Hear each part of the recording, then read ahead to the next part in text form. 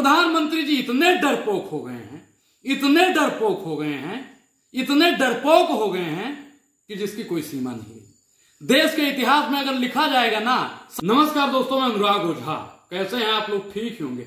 चुनावी बिगुल बजने के बाद में प्रधानमंत्री नरेंद्र मोदी की बौखलाहट और बीपी लगातार बढ़ती जा रही है, क्योंकि पांचों राज्यों में भारतीय जनता पार्टी धाराशाही होती नजर आ रही है। पहले आप ये तस्वीर देखिए, प्रधानमंत्री नरेंद्र मोदी के पसीने छूट रहे हैं। चुनावी रैलियों में जाते हैं, कहते हैं अगर शांति चाहिए तो भाजपा को वोट दीजिए।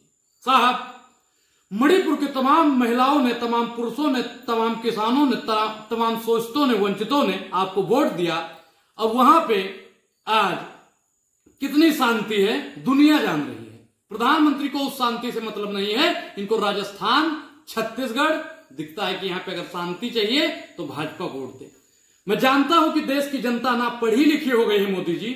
आपने भले ही शिक्षा पे 18% का टैक्स लगा दिया हो मोदी जी, लेकिन आपकी जो दोहरी नीति है ना मोदी जी, वो चलने वाली नहीं। अब देश के शोषित अल्पसंख्यक समाज के लोग ना समझ रहे हैं, बहुजन समाज के लोग ना मोदी जी जागरूक हो रहे हैं। जातीय जनगणना आप नहीं करवा रहे हो, और मैं कहता हूं कि जब तक भारतीय जनता पार्टी जातीय जनगणना पर अमल न करे तब तक उस राज्य में कमल पे आप लोग अमल मत कीजिए। क्योंकि जो कमल का फूल है ना साहब, वो किस तरह से खिलता है, किस रूप से काम करता है, ये दुनिया जानती है। एक जाति को, एक विशेष वर्ग को टारगेट करती है, किसी विशेष वर्ग के लोगों को बढ़ावा देती है। आपने देखा होगा, राजस्थान के इस किसान की फोटो देखिए, आपने ये तस्वीर देखी जिसमें मोदी जी के भक्तों द्वारा एक पोस्टर लगाया गया कि इस किसान की जमीन नीलाम की गई है। ऐसा कुछ नहीं था। प्रधानमंत्री का नकाब उतर गया, और प्रधानमंत्री का नकाब 24 में पूर्ण रूप से, स्वतः रूप से उतर जाएगा। अडानी पर प्रधानमंत्री से अगर कोई नाम ले लेता है तो उसके खिलाफ ईडी और सीबीआई का सम्मन भिजवा देते हैं। प्रधानमंत्री जी कहां का न्याय है? सवाल पूछना पत्रकार का काम होता है, लेकिन जो पत्रकार आपसे सवाल पूछता है ना मोदी जी, आप उसके घर पे ईडी और सीबीआई का सम्मन भिजवा देते हो। जैसे आपने देखा होगा कुछ दिन पहले अभिषेक शर्मा और भी पत्रकारों के पास में मोदी जी ने सम्मन भिजवा दिया।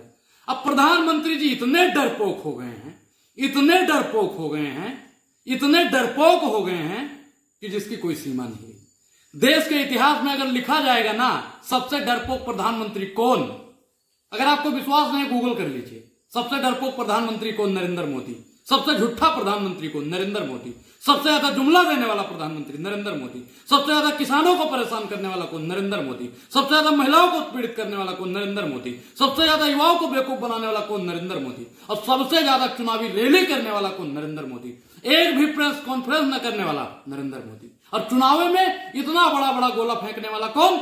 नरेंद्र मोदी। अगर मैं झूठ बोल रहा हूं तो आप गूगल करके देख लीजिए।